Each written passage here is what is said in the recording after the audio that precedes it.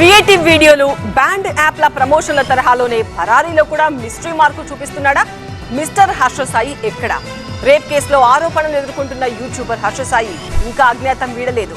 Search operation speed అందుకుంది. మరోవైపు పోటాపోటీగా ఆడియో లీక్లతో కొత్త కాంటెంట్ బయటపడుతోంది. ఓర్ని నీ ఏషాలు అని అనుకునేంతలా జనాల్ని మెస్మరైజ్ చేసిన యూట్యూబర్ హర్ష సాయి ఎక్కడ? టీమ్మేట్స్ కు ముసుగులేసి ప్రమోషన్ వీడియోలతో తన మార్క్ చాటుకున్న హర్ష సాయి ముసుగు తొలుగుతోందా? బాధితురాలి ఫిర్యాదుతో హర్ష సాయిపై నార్సింగి పిఎస్లో కేసు ఫైల్ అయింది. అప్పట్నుంచి అతను గాయబ్. తనపై రేప్ కేసు ఫైల్ అయినప్పటి నుంచి హర్ష సాయి అజ్ఞాతంలోకి వెళ్లాడు. ఫోన్ స్విచ్ ఆఫ్ చేశాడు. కానీ పోస్టులు, ఆడియో లీకులతో సోషల్ మీడియాలో తన ఉనికి చాటుకుంటున్నాడు. పొద్దున్న లేస్తే మనుషులతోనే పని చేసుకుంటాం కదా, మనుషులు ఎవరు సరే ఐ లవ్ యూ. కళ్ళు ఎంతో బాగుంటాయి. అసలు కృష్ణుడు లాంటి కళ్ళే తెలుసా? చాలా చాలా చాలా అందంగా. నవ్వు ఇంకా బాగుంటది.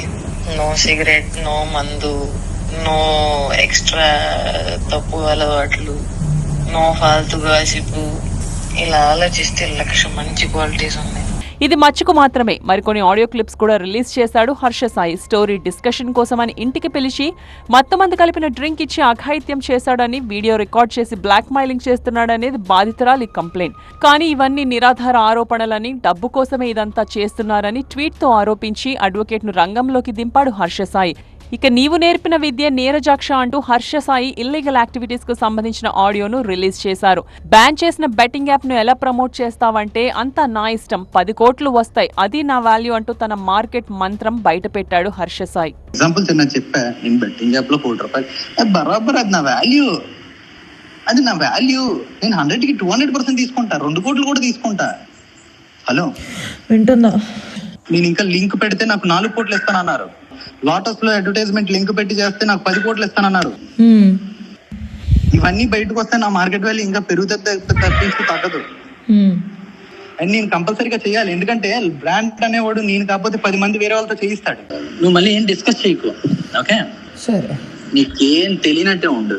ఇక గతంలో అతనిపై ఉన్న బెట్టింగ్ యాప్ వివాదాల డొంక మళ్లీ కదిలింది. ఫిర్యాదుల వెల్లువ మొదలైంది. గేమ్ యాక్టింగ్ ను ఉల్లంఘించారని హర్ష సాయిపై తెలంగాణ డీజీపీకి కంప్లైంట్ చేశారు. మరోవైపు తన్ను బెట్టింగ్ గేమ్స్ కు బానిసను చేశారని హర్ష సాయిపై ఏపీలో బాధితులు తెరపైకి వస్తున్నారు. బెట్టింగ్ యాప్ ప్రమోషన్ కోసం హర్ష సాయి పైకం వివరాలు బయటపడుతున్నాయి.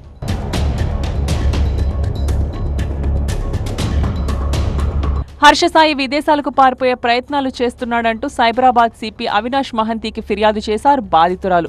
సోషల్ మీడియాలో తనను ట్రోల్ చేస్తున్న వారిపై చర్యలు తీసుకోవాలని కూడా విజ్ఞప్తి చేశారు.